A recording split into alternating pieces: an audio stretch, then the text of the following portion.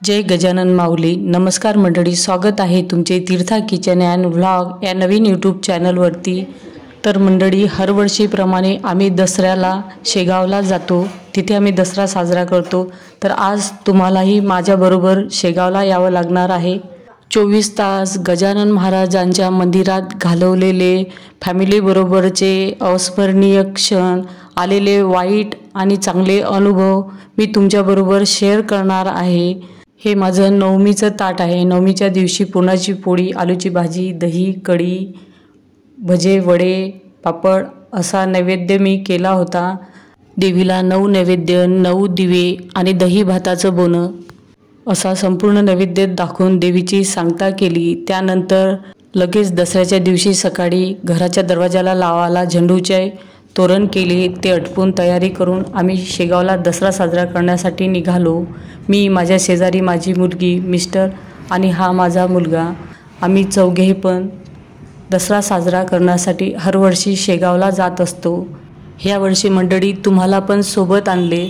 तर तुम्हाला पाठी दिसत असेल, आपण शेगावमध्ये पोचलो. लगेच आम्ही रूम केली. रूम करण्यासाठी इथे आपल्याला आधार कार्ड हवे आहेत. तसेच फॉर्मवरती आपल्याला सर्व माहिती विचारतात, म्हणजे तुम्ही कोण्या गाडीनं आले किंवा तुम्हाला वेस्टर्न टॉयलेट पाहिजे की इंडियन टॉयलेट पाहिजे, त्यानुसार आपल्याला रूम दिल्या जाते. सोबत इथे आपल्याला काही अडचण आली तर चौकशी कक्ष आहे, इथे माहिती करून घ्यायची. चला तर आता आपण आपल्या रूममध्ये जाऊया. इथे आम्ही 4 बेडची रूम बुक केली. तर 24 तासाचे इथे 450 रुपये म्हणजे 450 रुपीज आम्ही पे केले. बेडच्या समोरच्या भिंतीवर गजानन महाराजांचा मोठा एक फोटो आहे. तसेच बेडच्या साईडनेच एक मोठी खिडकी आहे, त्यामधून खालचे सर्व पटांगण दिसते. त्याच्याच शेजारी इथे वॉश बेसिंग आहे आणि वॉश बेसिंगच्या वरच कपडे वाळू घालायला पण आहे. तसेच इथं आपल्याला मेकअप करायसाठी आरसा आणि सामान ठेवासाठी एक मोठी रॅक दिलेली आहे. इथे आणलेलं संपूर्ण सामान आपलं इथे मावते. आणि हा बाहेर जायचा दरवाजा आहे. तसेच इथे अटॅच आपल्याला बाथरूम आणि टॉयलेट दिलेलं आहे. तर आम्ही इंडियन टॉयलेट असे सांगितले होते, त्यानुसार आम्हाला रूम मिळालेली आहे. तर इथे मच्छराच्या मॉर्टिनपासून तर पिण्याचे फिल्टरचे पाणी सर्व इथे अवेलेबल आहे. आम्ही लगेच फ्रेश झालो. त्यानंतर आम्ही मंदिराकडे जाण्याकडे निघालो. चपला वगैरे काढल्या. तिथेही आम्ही हात पाय धुवून घेतले, कारण चपला घातल्या होत्या. चपलीला हात लागतात, त्यामुळे हात वगैरे धुवून घेतले. त्यानंतर लगेच आम्ही गजानन महाराजांच्या दर्शनासाठी निघालो. तेथील टाईम पाहून आम्ही मुखदर्शन करायचे असे ठरवले. त्यानंतर मुखदर्शन आमचे 10 मिनिटात झाले, कारण समाधीच्या दर्शनाला वेळ लागत होता. त्यामुळे आम्ही मुखदर्शन घेतले. त्यानंतर गजानन महाराजाचा अंगारा आणि तीर्थ घेतले आणि गादीचे दर्शन घेतले. बाहेरच्या देवाचे दर्शन केले आणि प्रसादालयात गेलो. प्रसादाची लाईन पाहिली तर प्रसादामध्ये जास्त गर्दी नव्हती, त्यामुळे आम्ही प्रसाद घेण्याचे तिथेच ठरवले. तर दसऱ्याच्या प्रसादामध्ये भात, तुरीच्या डाळीचे वरण आणि बटाट्याची रस्सा भाजी, तसेच मुगाच्या दाण्याची इथे पातळ आमटी होती. तसेच बुंदीचा लाडू आणि सोबत दसरा विशेष भजे आणि पोळी असे गजानन महाराजाच्या दरबारातील ही दसरा विशेष थाळी होती. आता हे आम्ही जेवण संपन्न करतो. तर या मंडळी दसऱ्याचे जेवण करायला शेगावला. अशा प्रकारे गजानन महाराजांच्या दसऱ्याच्या प्रसादाचा आम्ही आस्वाद घेतला. त्यानंतर आम्ही बाहेर पडलो. माझ्या मुलीने 100 रुपयाच्या कानातल्याची खरेदी केली, तर गुगल पे वापरले. त्याहून 2 वेळ 100 रुपये गेले. ते आमचे तेव्हा लक्षात आले नाही, पण नंतर आले. नंतर येऊन आम्ही त्या दुकानदाराला विचारले की आमचे 2 वेळ पैसे तुमच्या खात्यात आलेले आहे. तर त्यांनी त्यांच्या मोबाईलमध्ये मेसेज पाहिले आणि 2 वेळ आलेल्या पैशाचा मेसेज पाहून त्यांनी लगेच आमचे 100 रुपये न बोलता आमच्या हातात दिले. हा प्रामाणिकपणाचा अनुभव आम्हाला इथे पाहायला मिळाला. जेवण पूर्ण करून आम्ही रूममध्ये गेलो. थोडा वेळ आराम केला. त्यानंतर आम्ही 4-4:30ला पुन्हा मंदिरात आलो. तर यावेळेस मी माझ्या मिस्टरांसोबत लिफ्टमध्ये आली. आधी लिफ्टमध्ये आली, तर एकटीला मला लिफ्ट जमत नाही. कोणी सोबती असले तर मी लिफ्टमध्ये जाते. अशा प्रकारे तयारी करून आम्ही दसरा साजरा करण्यासाठी गजानन महाराजांच्या मंदिरात निघालो। तर मी आणि माझे मिस्टर 5 वाजता लाईनमध्ये लागलो। तर 20 मिनिटात आमचे समाधीचे दर्शन पूर्ण झाले।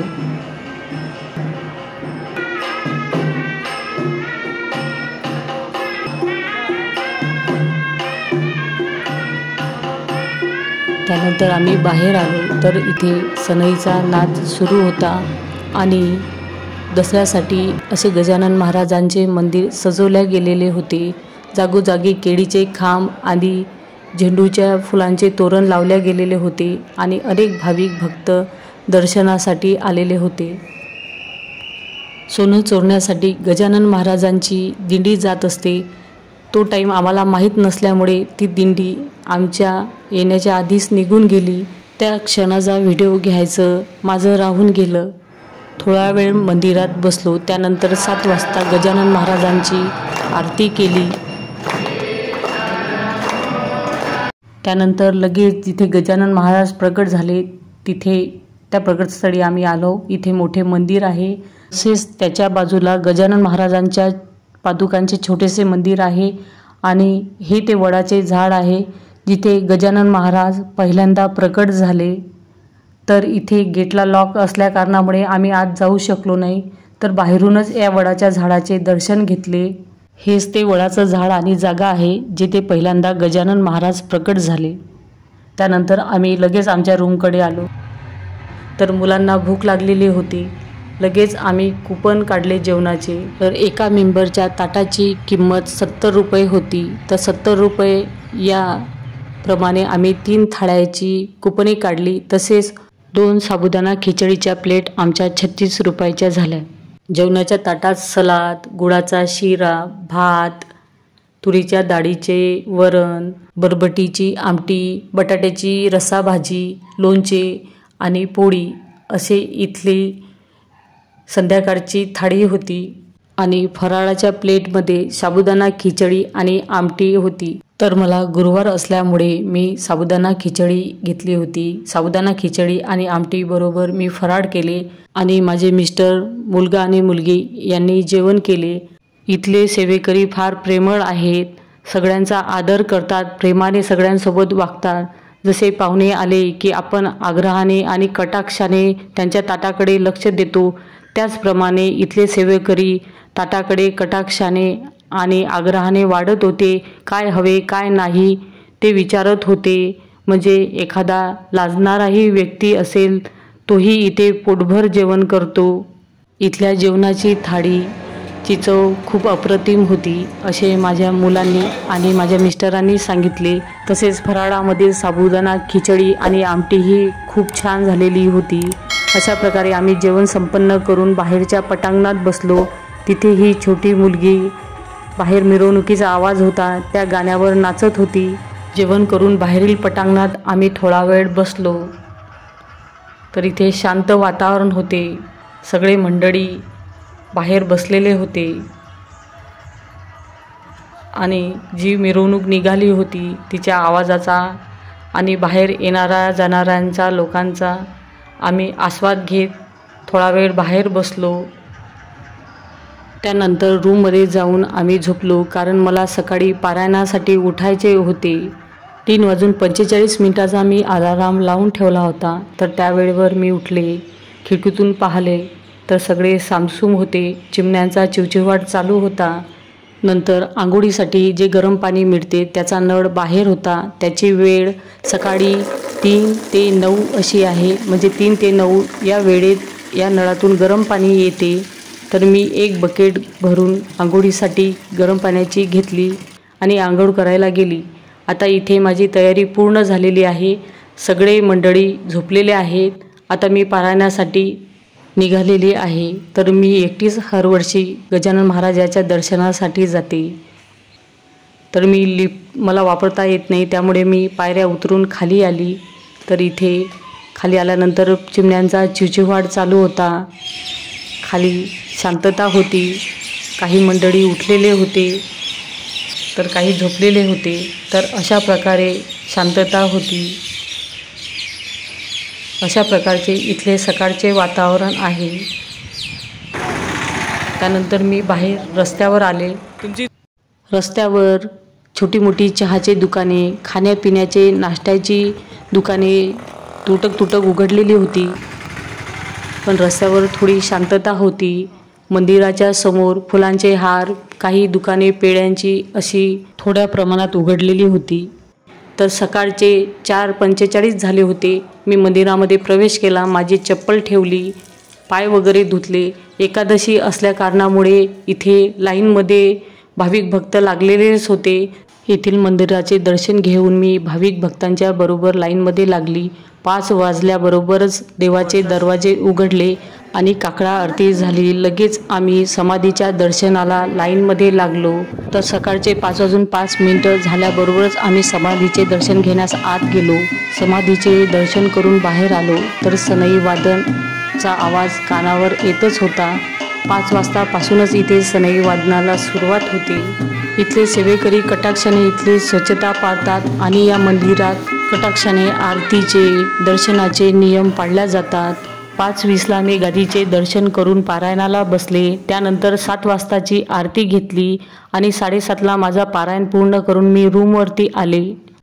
त्यानंतर आम्ही नाश्त्याची कुपने फाडली. 10 रुपये प्लेट पोहा, सांबार वडा 35 रुपये आणि इडली प्लेट ही 30 रुपये आहे.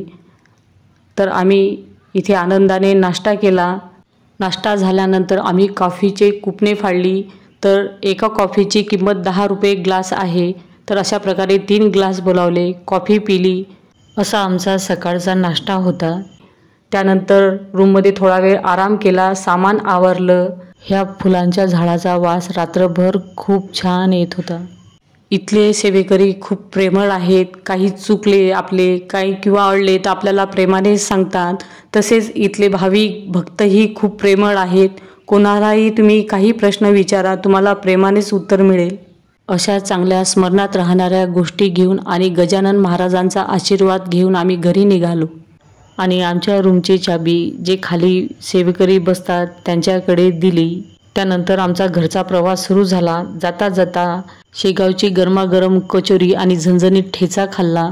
खूप छान होता. अशा प्रकारे आपला शेगावचा व्लॉग संपूर्ण झाला. तर तुम्हाला हा व्लॉग कसा वाटला हे नक्की कमेंट्स करून सांगा.